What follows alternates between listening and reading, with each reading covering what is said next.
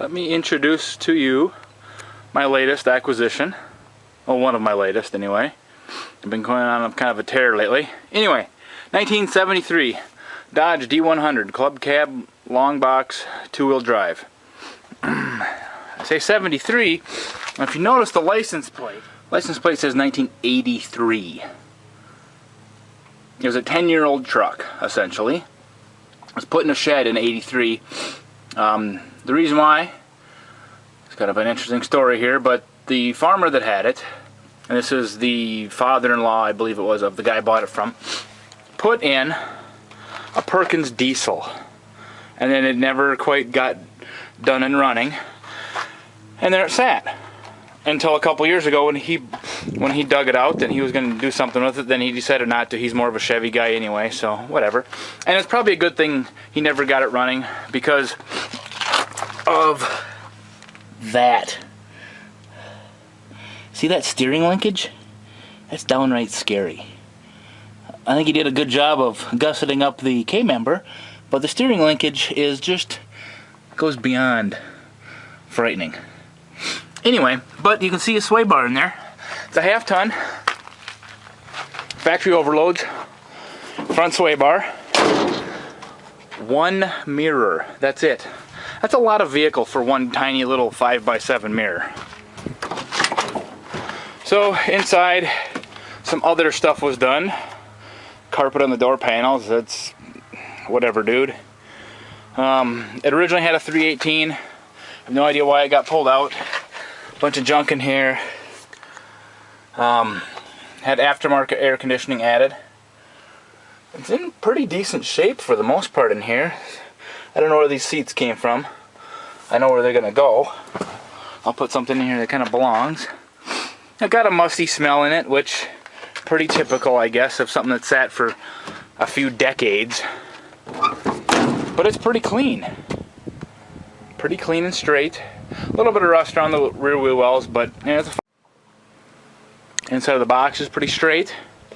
Not all beat up. Has the cool embossed tailgate.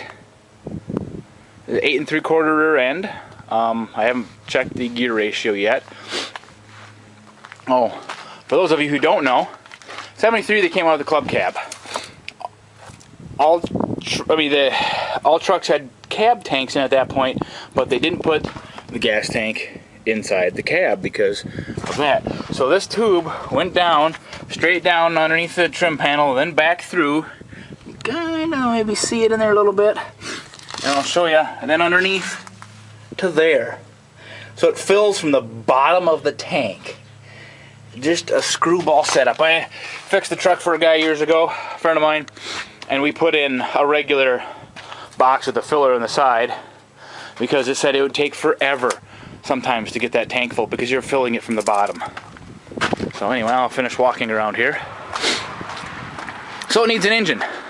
About an hour or so after I got home with this, see it rusted a little worse on this side, but I mean still, it's a 73, what do you expect? Hour or so after I got home, friend calls up, says a friend of his has a 77 camper chassis. All the camper stuff is gone, got a 440 in it, runs. Thinking, oh, normally I wouldn't give you 2 cents for anything that's off of an RV or a camper because they get used and abused, and usually if the camper stuff is on there, it's a pain in the butt. But all the camper stuff was gone, so it's kind of like a cabin chassis, but you know, a van front. So I picked that up, and now I have a motivation for this thing. That's going to be one pulling SOB with a 440 in it. So that 440 is going in here eventually. If I don't know. That's the plan right now. It might change, but anyway.